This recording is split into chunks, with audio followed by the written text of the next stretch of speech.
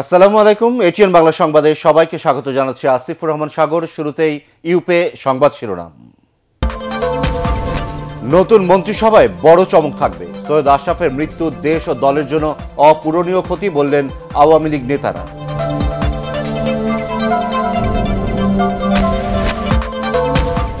মন্ত্রিসভায় যোগ দিচ্ছে না জাতীয় পার্টি, সংসদে বিরোধী দল হিসেবে থাকবে তারা, হুসেইন মোহাম্মদ এরশাদের বিবৃতি।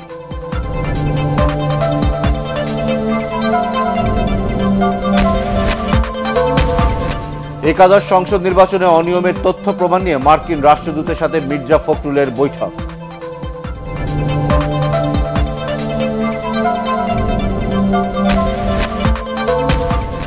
নবীন প্রবীণের সমন্বয়ে মন্ত্রিসভায় সাফল্য আসবে অভিমত বিশ্লেষকদের। দুর্নীতি নির্মূলে সক্ষমদের প্রাধান্য দেওয়ার তাগিদ।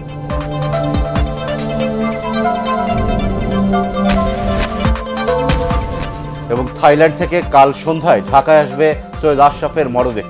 রোববার বনানী কবরস্থানে দাফন।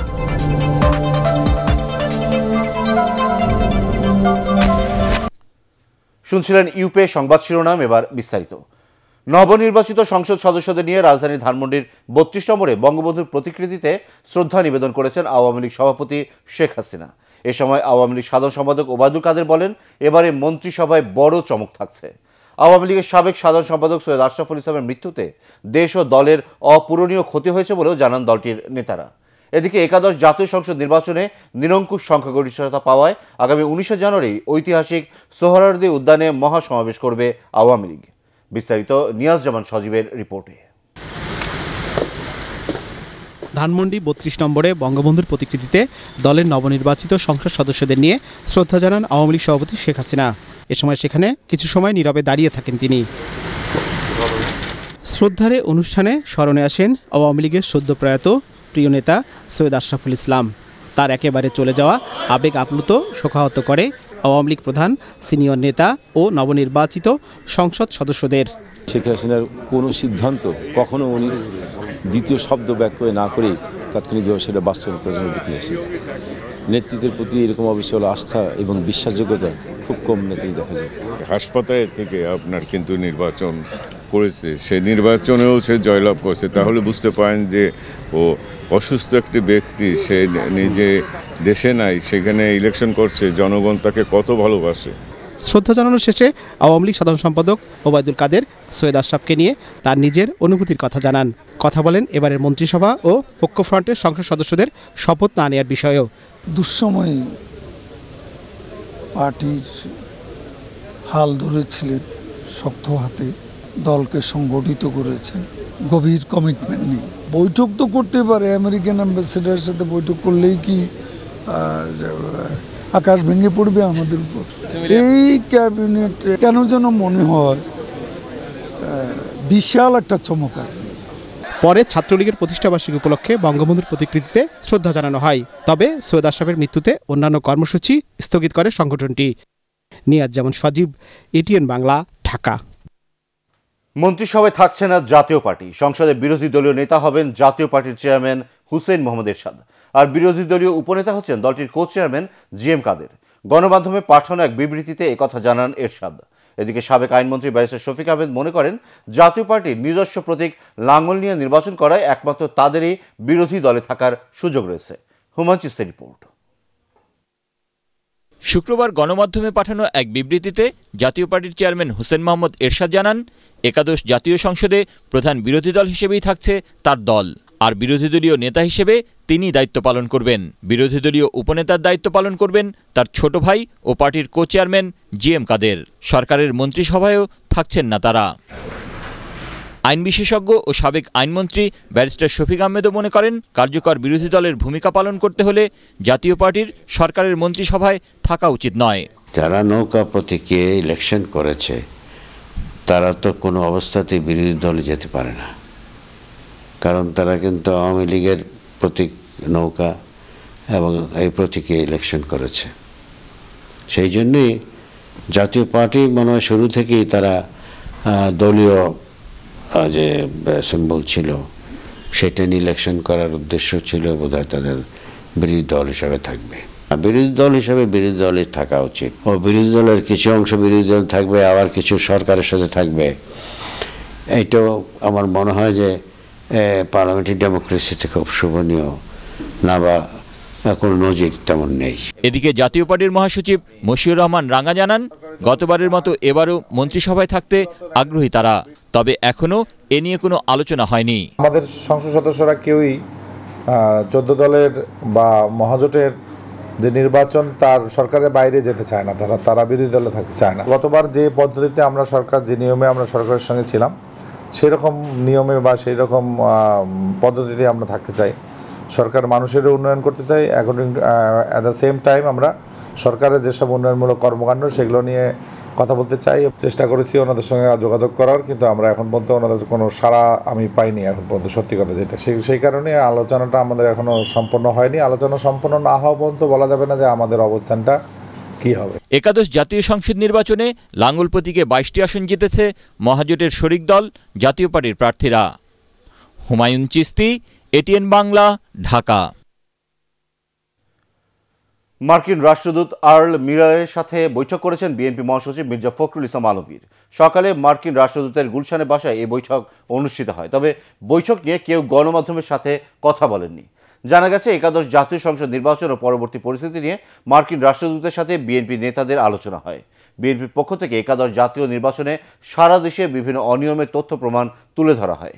বিএনপির স্থায়ী কমিটির সদস্য আমির খসরু মাহমুদ চৌধুরী, জাতীয় নির্বাহী কমিটির সদস্য তাবিথ আউয়াল এ সময় উপস্থিত ছিলেন।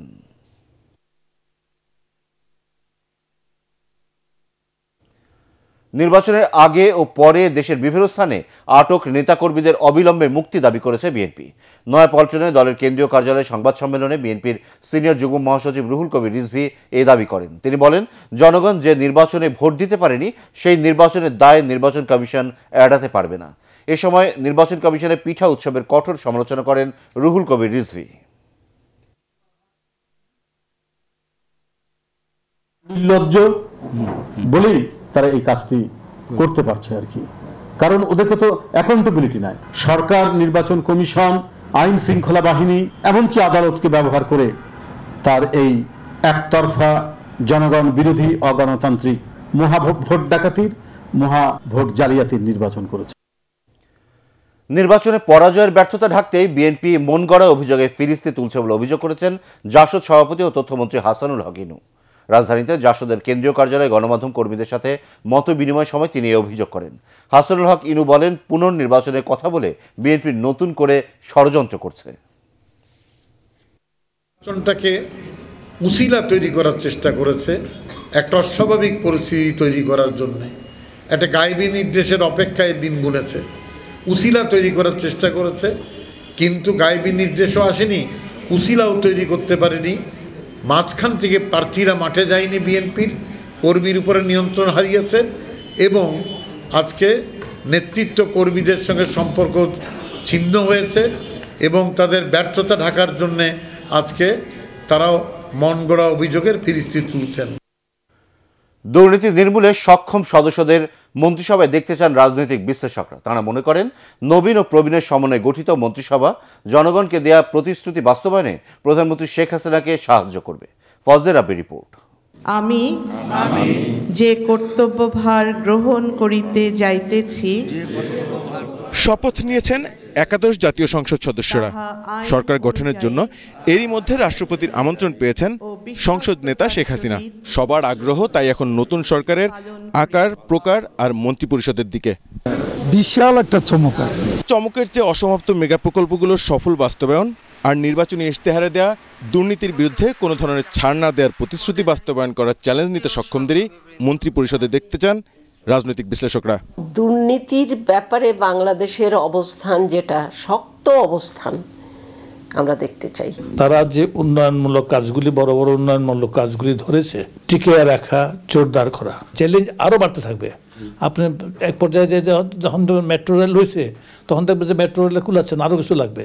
তো এগুলি ইনোভেটিভ বিভিন্ন ধরনের চিন্তাভাবনা করতে হবে, একের পর এক কার্যক্রম নিতে হবে। উল্লেখযোগ্য সংখ্যক তরুণ ও নারী প্রতিনিধি পেয়েছে একাদশ জাতীয় সংসদ। আধুনিক ও কাঙ্ক্ষিত বাংলাদেশ গড়ার ক্ষেত্রে এটি একটি অগ্রিম পাওয়া বলে মনে করেন বিশ্লেষকরা। তারুণ্যের এ শক্তির সর্বোচ্চ ব্যবহারও দেখতে চান তারা। প্রথম দিন থেকে নিরাপদ সড়ক, মাদক নির্মূল ও শিক্ষাক্ষেত্রে অনিয়ম বন্ধে সরকারের শক্ত অবস্থান প্রত্যাশা করছেন তারা। প্রতিশ্রুতিগুলা ম্যানিফেস্টোর মাধ্যমে করা হয়েছে এবং শুধু করা হয় নাই, বারবারই বলা হয়েছে, সদিচ্ছা ব্যক্ত করা হয়েছে যেগুলো বাস্তবায়ন করা হবে। একটা ক্যাপেবল মন্ত্রিপরিষদ দেখতে চাই, সেখানে প্রবীণ এবং নবীনের সমন্বয় ঘটাতে হবে। প্রবীণরা তো ক্রমান্বয়ে কাজ থেকে সরে পড়বেন, তখন নবীনদেরকে চ্যালেঞ্জগুলি গ্রহণ করতে হবে। এদিকে দশম সংসদের অকার্যকর মন্ত্রীদের দেখা যাওয়ার সম্ভাবনা নেই বলে জানা গেছে আওয়ামী লীগের বিভিন্ন সূত্র থেকে। তাই ব্যর্থতার দায়ে নবম সংসদের মন্ত্রিপরিষদ থেকে বাদ পড়া সদস্যদের নতুন মন্ত্রিসভায় দেখা যাবে না বলেই মনে করছেন তারা। ফজলে রাব্বি, এটিএন বাংলা, ঢাকা। এবারে সংসদ নির্বাচনে তরুণ ভোটারের সংখ্যা যেমন বেশি ছিল, তেমনি তরুণ প্রার্থীরা নির্বাচিত হয়ে একই সাথে নবীন ও প্রবীণের সংসদে পরিণত করেছেন। রাজনৈতিক বিশ্লেষকরা মনে করেন, আধুনিক সমৃদ্ধ দেশ গড়তে তাদের প্রতিনিধিত্বের বিকল্প নেই। সংসদের তরুণ ও নারী সাংসদের সংখ্যা বৃদ্ধি পাওয়ায় মন্ত্রিসভাতেও তাদের প্রতিনিধিত্ব বাড়ানোর তাগিদ দিয়েছেন তারা। আপেল মাহমুদের রিপোর্ট। একাদশ জাতীয় সংসদ নির্বাচনে এবার তরুণ সাংসদদের সংখ্যা প্রায় 23 জন। এদের মধ্যে কম বয়সী সাংসদ নওগাঁ 5 আসনে আওয়ামী লীগ নেতা আব্দুল জলিলের ছেলে নিজামুদ্দিন জলিল জন। এরপরে আছেন নড়াইলের মাশরাফি বিন মুর্তুজা, বাগেরহাট 1 আসনের শেখ সারহান নাসের তন্ময়, চট্টগ্রাম 9 আসনের মহিবুল হাসান চৌধুরী নওফেল, শরীয়তপুর 1 আসনে ইকবাল হোসেন অপু ছাড়াও আরও প্রায় ডজনের বেশি এমপি। বয়সে তরুণ হলেও অভিজ্ঞতা তাদের কাজে কোনো বাধা হবে না বলে আশা করছেন রাজনীতি বিশ্লেষকরা। তারা অভিজ্ঞতার আলোকে তারা শিখবে, তারা জানবে, তারা আরও বড় দায়িত্ব নেওয়ার জন্য যোগ্য হয়ে উঠবে। আশা করব যে মানে তরুণের সংখ্যা একটু বাড়বে, মানে অন্তত তাদের ওই যে প্রতিমন্ত্রী উপমন্ত্রী করুক। সবচেয়ে বেশি সংখ্যক তরুণ ভোটার এবার নির্বাচনে ভূমিকা রাখায় মন্ত্রিসভায় তাদের প্রয়োজনের কথা তুলে ধরেন তারা।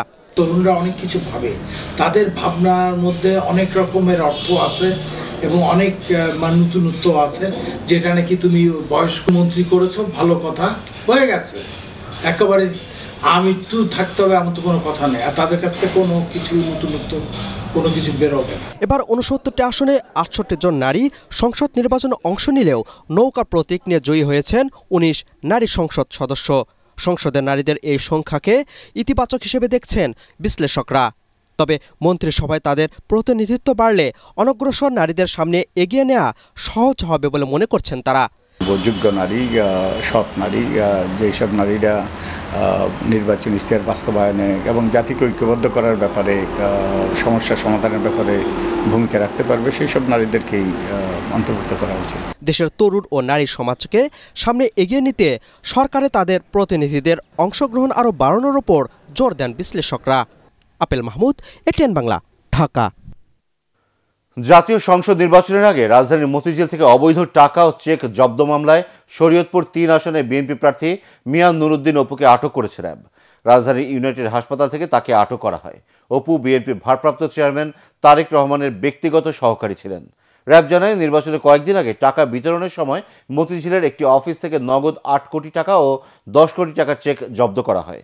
ওই ঘটনায় আটককৃতদের স্বীকারোক্তিতে উঠে আসে মিয়া নুরুদ্দিন অপুর নাম। হাসপাতালে চিকিৎসাধীন ছিলেন তিনি। তাকে সিআইডির হাতে তুলে দেওয়া হবে বলে জানিয়েছেন র্যাব কর্মকর্তারা। অপু সে ইউনাইটেড হসপিটালে সে ভর্তি আছে এবং আজকে তাকে আমরা গ্রেফতার করেছি এবং যেহেতু সে হাসপাতালে চিকিৎসাধীন আছে, হাসপাতালেই থাকবে। পরবর্তীতে যখন সুস্থ হয়ে যায় তখন তাকে গ্রেফতার করে তাকে জেল হাজতে পাঠানো হবে। নির্বাচনের আগে ও পরে সহিংসতা এবং মানবাধিকার লঙ্ঘনের অভিযোগ ওঠার ঘটনায় উদ্বেগ প্রকাশ করেছে জাতিসংঘ মানবাধিকার কমিশন। জেনেভায় এক সংবাদ ব্রিফিংয়ে এই উদ্বেগ জানান জাতিসংঘের মানবাধিকার বিষয়ক হাই কমিশনের মুখপাত্র রাভিনা শ্যামসাদানি। এ সময় বাংলাদেশের একাদশ সংসদ নির্বাচনের ভোট গ্রহণের দিনে সহিংসতায় হতাহতের কথা উল্লেখ করেন তিনি। দ্রুত ওইসব ঘটনার স্বাধীন, নিরপেক্ষ এবং কার্যকর তদন্তের দাবি জানিয়েছে জাতিসংঘ মানবাধিকার কমিশন। নির্বাচনের সময় পরিবহন কম থাকায় তার কিছুটা প্রভাব পড়েছে রাজধানী কাঁচা বাজারে। সপ্তাহের ব্যবধানে সব ধরনের চালের দাম কেজি প্রতি বেড়েছে 2 থেকে 3 টাকা। বেড়েছে আটা ও কিছু সবজির দাম। আদ্দিন সজীবের রিপোর্ট। কাঁচাবাজারে ক্রেতাদের ক্ষোভ, অভিযোগ নতুন কিছু নয়। কারণটা পরিষ্কার, কারণে অকারণে দেখা যায় দামের তারতম্য। সুযোগ পেলেই পণ্যের মূল্য বাড়িয়ে দেওয়ার মানসিকতাও। সেই ধারাবাহিকতায় এবার বেড়েছে চালের দাম। মোটা চাল 34 থেকে 36, মাঝারি চাল 42 থেকে 48 আর চিকন চাল বিক্রি হচ্ছে 53 থেকে 56 টাকায়। বস্তা যেটা 1450 ছিল সেটা এখন 1500, 1550। আমরা যারা সাধারণ ক্রেতা আমরা খুব ভুক্তভোগী হয়ে গেছি, কারণ প্রতি কেজি চালে দেখা যাচ্ছে 2 টাকা থেকে 3 টাকা বেড়ে গেছে। ব্যবসায়ীরা বলছেন মিল মালিকরা চালের দাম বাড়ানোর কারণে স্বাভাবিকভাবেই খুচরা বাজারের প্রভাব পড়েছে। এখন কৃষকের হাতে কোনো দাম নেই, যা আছে সব মিলে এখন ওরে যখন যা করে তাদের কি হবে। মিলেই 2 টাকা বাড়ছে, প্রতি বস্তা 100 টাকা। তো এখান থেকে যেন আড়তে আনছে, আড়তে তারা 20-25 লাভ করবে। কয়েকদিনের ব্যবধানে বেড়েছে আটার দামও। বিশ্ববাজারে মূল্য বৃদ্ধির কারণে এ অবস্থা বলে মনে করেন ব্যবসায়ীরা। বেশ কিছুদিন স্থিতিশীল থাকার পর বেড়েছে কিছু সবজির দামও। টমেটো, লাউ, সিমের দাম কেজি প্রতি বেড়েছে 3 থেকে 5 টাকা পর্যন্ত। 2 সপ্তাহ আগে কিনেছি তখন ছিল 35, আজকে কিনলাম 40। টমেটো আগে ছিল মগরান 600 টাকা, 900 টাকা রয়েছে। আর লাউ আগে কিনা 25 টাকা 30 টাকা, আমি কিনা লাগে 55 টাকা 60 টাকা। শীত হইলে লাউটা কমায়, আবার যখন গরমের ভাব পড়ে একটু সমানে বাড়ে। তো তবে তেমন একটা পরিবর্তন নেই অন্য পণ্যের মূল্যে। আদিন সজীব, ATN বাংলা, ঢাকা। এবার আল আরাফা ইসলামী ব্যাংক অর্থ সংবাদ।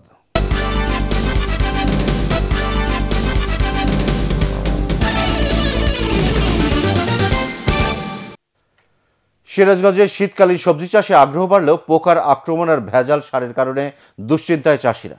বাজারে সবজি বিক্রি করে লোকসান গুনতে হচ্ছে তাদের। তবে কিছু জায়গায় পোকার লক্ষণ দেখা দিলেও মাঠ পর্যায়ের কর্মকর্তারা চাষিদের প্রয়োজনের পরামর্শ দিচ্ছেন বলে জানিয়েছে কৃষি বিভাগ। সিরাজগঞ্জ থেকে ফেরদৌস হাসানের রিপোর্ট, জানাচ্ছেন মনির হোসেন তপু।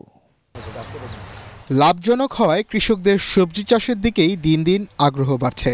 সিরাজগঞ্জে গত বছর সবজি চাষে লাভবান হওয়ায় শীতের শুরুতেই এবারও সবজির আবাদ করেন চাষিরা। তবে শুরুতেই পোকার আক্রমণ আর ভেজাল সারের কারণে সবজি বিক্রি করে লোকসান গুনতে হচ্ছে চাষিদের। মাটি খুব একটু বড় শক্তি নাই, পোকামাকড় দেশে বেশি, অনেক টাকা লস। লাউয়ের টাল দিছিলাম, লাউয়ের টাল জাংলা উইডে মরে গেল। ঠিক আছে, আবার কফি গাছছি, কফি ওইরকম মরে দিতেছে। ফসলের মাঠে তাকালেই চোখে পড়বে পাতাকপি, ফুলকপি, লাউ, শিম সহ নানা জাতের শীতকালীন সবজি। চাষিরা ব্যস্ত ক্ষেত পরিচর্যায়। প্রতি কেজি শাকসবজির সর্বনিম্ন দর 12 টাকা। মূল্যের অবস্থা একবার প্রথম বৃষ্টিতে এটা নষ্ট হয়ে গেছে, পুনরায় আবার করছি, দেড় খরচ। এটা প্রকৃতির নিয়ম। ফসল পালং শাক বুনছিলাম, গাজর বুনছিলাম, মূলা বুনছিলাম, সব নষ্ট হয়ে গেছে। আমার 3000 টাকা খরচ হচ্ছে হাল টাল দিয়া। মাঠ পর্যায়ে এসব চাষিদের নানাভাবে পরামর্শ দিচ্ছেন জেলা কৃষি বিভাগের কর্মকর্তারা। আমাদের এই 9টা উপজেলায় 5900 হেক্টর জমিতে অলরেডি আমাদের সবজি চাষ হয়ে গেছে। আমরা আশা করছি এবার আবহাওয়া ভালো আছে, সবকিছু অনুকূল আছে। আর বর্তমানে আমাদের যে সবজি মাঠে আছে এই সবজিগুলোর অবস্থা ভালো আছে, পোকামাকড়ের তেমন কোনো আক্রমণ নাই। জেলা কৃষি সম্প্রসারণ বিভাগের হিসাবে এবার সিরাজগঞ্জে সবজি চাষের লক্ষ্যমাত্রা ধরা হয়েছে 9310 hectare. Bureau report, ATN Bangla. এবার মাইশা গ্রুপ আন্তর্জাতিক সংবাদ।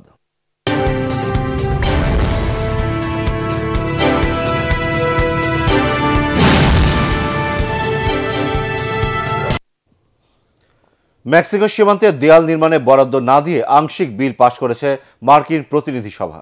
তবে ডেমোক্রেটিক পার্টি নিয়ন্ত্রিত হাউস অব রিপ্রেজেন্টেটিভসের এই বিলে মার্কিন প্রেসিডেন্ট ডোনাল্ড ট্রাম্পের সই করার সম্ভাবনা নেই বললেই চলে। কারণ সীমান্তে দেয়াল নির্মাণে বরাদ্দ ছাড়া কোনো বিলে তিনি সই করবেন না বলে আগেই ঘোষণা দিয়ে রেখেছেন। তাই আপাতত আলোর মুখ দেখছে না ট্রাম্প প্রস্তাবিত সরকারি বরাদ্দ বিলটি। ফলে দীর্ঘমেয়াদী হতে যাচ্ছে যুক্তরাষ্ট্রের গভর্নমেন্ট শাটডাউন। শিগগিরই চালু হচ্ছে না দেশটির গণপরিষেবাগুলো। স্ট্যান্ডার্ড ব্যাংক বাণিজ্য সংবাদ।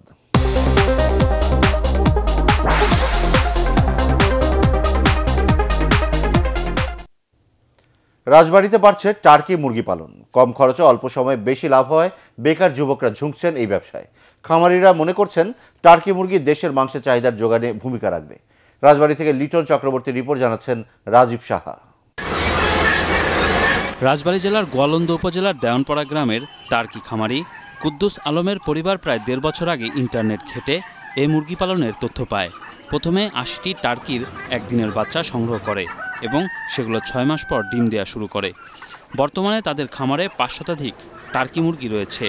প্রতিটি টার্কি 6 মাস পালনের পর বিক্রি করা হয় 3 থেকে 3,500 টাকায়। ইদানিং বেশ টার্কির খামার দেখছি আশপাশ দিয়ে, আমাদের এলাকাতেও টার্কির খামার হয়েছে। এখন এই থেকে আমি একটা জিনিস দেখলাম যে অনেক বেকার ছেলেরা কর্মসংস্থানের ব্যবস্থা হচ্ছে। সেই 16টার ডিম থেকে আজ আমার 50 থেকে 60টা টার্কি আছে। তো এটার টার্কির চাহিদাটা অনেক ভালো। ছোট বড় টার্কি খামার আছে। প্রত্যেকটা খামারের উদ্যোক্তাদের নিয়ে একটা প্রশিক্ষণের ব্যবস্থা করার জন্য সরকারের নিকট আমি আকুল আবেদন জানাচ্ছি। খামারি নাসিমা আক্তার জানান, কাঁচা সবজি, ফুলকপি, পাতাকপি, ঘাসসহ বিভিন্ন সবজি বেশি খেয়ে থাকে টার্কি মুরগি, যে কারণে খরচ খুবই কম হয়। তিনি মনে করেন, ঘরে বসে না থেকে অধিকাংশ নারী সহজেই টার্কি খামার করে লাভবান হতে পারেন। 1 থেকে 6 মাসের মধ্যে 6 থেকে 7.5 কেজি এই ওজনে হয়। গ্রামের সবাই একটা করে টার্কি খামার হোক, সবার বাড়িতে বাড়িতে প্রত্যেকটা নারী। প্রাণী সম্পদ কার্যালয়ের তথ্য মতে এ জেলায় ছোট বড় 70টি টার্কি খামার রয়েছে। টার্কি মুরগি পালনে জেলা প্রাণী সম্পদ কার্যালয় থেকে বিভিন্ন পরামর্শ দেওয়া হচ্ছে। ভবিষ্যতে যদি আমাদের ডিপার্টমেন্ট এটা অনুমোদন দেয় বা এদের প্রশিক্ষণের জন্য ব্যবস্থা করার, তাহলে আমরা তাদেরকে প্রশিক্ষণ দেব। টার্কি পালনে অতি অল্প সময়ে বিপ্লব ঘটানো সম্ভব বলে মনে করেন খামারিরা। Bureau report, ATN Bangla. এবার পার্টেক্স খেলার খবর।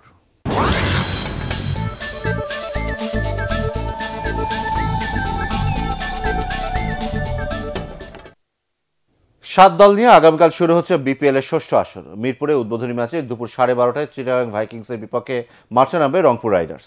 ম্যাচ পূর্ববর্তী সংবাদ সম্মেলনে রংপুরের অধিনায়ক মাশরাফি বিন মুর্তজা বলেন, বড় তারকা থাকলেই টি-20তে জয় পাওয়া সহজ নয়। অন্যদিকে চিটাগাংয়ের অধিনায়ক মুশফিকুর রহিম জানান, শিরোপা নয়, প্রথম ম্যাচে জয় নিয়ে ভাবছেন তারা। আরেক খেলায় বিকাল 5:20 ঢাকা ডায়নামাইটসের মুখোমুখি হবে রাজশাহী কিংস। রিপোর্ট করছেন এস.এম. আশরাফ। দেখলে মনে হতে পারে একই দলের সতীর্থকে বুঝি বুকে টেনে নিচ্ছেন মাশরাফি বিন মুর্তজা। তবে বাস্তবতা হলো, বিপিএলের উদ্বোধনী ম্যাচে দুজনের লক্ষ্য একটাই, কি করে একে অপরকে হারানো যায়। Ravi Bopara, AB de Villiers, Chris Gayle, এ নামগুলো দেখলে যে কেউ বলবেন পুরো টুর্নামেন্টেরই অন্যতম শিরোপার দাবিদার রংপুর রাইডার্স। যদিও মাশরাফির সাবধানী উত্তর, আগেরবার চ্যাম্পিয়ন হয়েছি, একটা এক্সপেকটেশন তো আছে, বাট আগেরবার থেকে দল আরও ভালো আমার কাছে মনে হয়। হয়তোবা সবার জন্যই খুব আনন্দের টুর্নামেন্ট হবে না, ইন অ্যান্ড অফের ভেতর যাবে, কারণ ফরম্যাটটাও টি-20। সো অন ডেতে যে ভালো করছে তাকে ভালো করতে হবে, এরকমই খেলা এটা টি-20। অন্যদিকে চিটাগংয়ের চোখ থাকবে আশরাফুল ভক্তদের। তিনি ছাড়া দলের বড় তারকা মোহাম্মদ শেহজাদ, লুক রনকি, ক্যামেরুন দেলপোত্রা। বিদেশি ছাড়াও মুশফিকের ভরসার জায়গা দেশি ক্রিকেটাররা।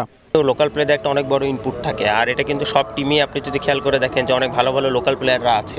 তো আমাদের টিম আল্লাহর রহমতে ব্যাটিং বলেন বা স্পিন ডিপার্টমেন্ট বা পেস ডিপার্টমেন্ট সবাই কিন্তু খুব ভালো একটা, এবং ইয়াং প্লেয়ার আছে, এক্সপিরিয়েন্সও আছে। তো দুটার সমন্বয় খুব ভালো। Andre Russell, Kieron Pollard, Rovman Powell, Sunil Narayan.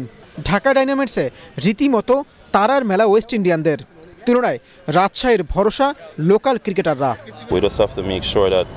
You know, we bowl well, we bat well, and we take our catches in the field. So I just want to wish everyone all the best for this season.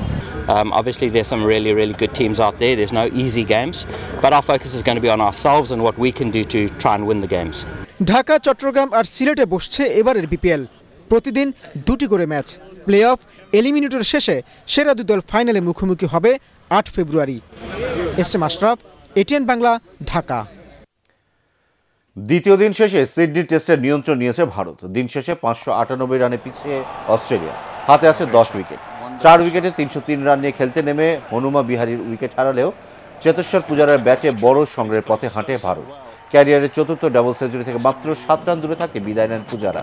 শেষ দিকে রবীন্দ্র জাদেজা আর ঋষভ পান্তের 200 রানের জুটিতে বিশাল score গড়ে সফরকারীরা। দ্বিতীয় test century তুলে নেন পান্ত। 81 রানে জাদেজার বিদায়ের পর 7 উইকেটে 622 রানের প্রথম ইনিংস ঘোষণা করে ভারত। জবাবে দিন শেষে বিনা উইকেটে 24 রান তোলে অস্ট্রেলিয়া। ইংলিশ প্রিমিয়ার লিগে 2 জায়ান্টের লড়াইয়ে লিভারপুলকে 2-1 গোলে হারিয়ে শিরোপা ধরে রাখার আশা বাঁচিয়ে রেখেছে ম্যানচেস্টার সিটি।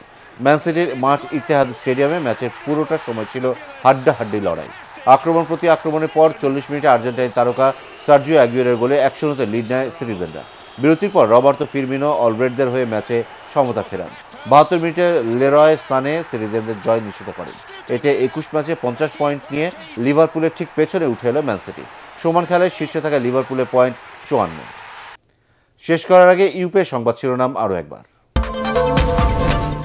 নতুন মন্ত্রিসভায় বড় চমক থাকবে। সৈয়দ আশরাফের মৃত্যু দেশ ও দলের জন্য অপূরণীয় ক্ষতি বললেন আওয়ামী লীগ নেতারা।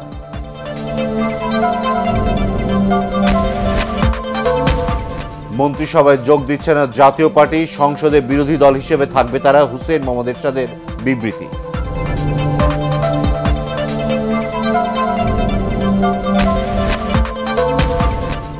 একাদশ সংসদ নির্বাচনে অনিয়মের তথ্য প্রমাণ নিয়ে মার্কিন রাষ্ট্রদূতের সাথে মির্জা ফখরুলের বৈঠক।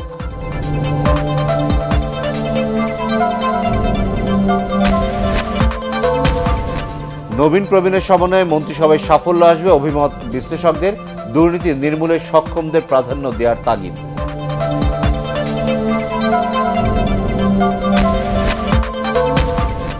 এবং থাইল্যান্ড থেকে কাল সন্ধ্যায় ঢাকায় আসবে সৈয়দ আশরাফের মরদেহ, রোববার বনানী কবরস্থানে দাফন।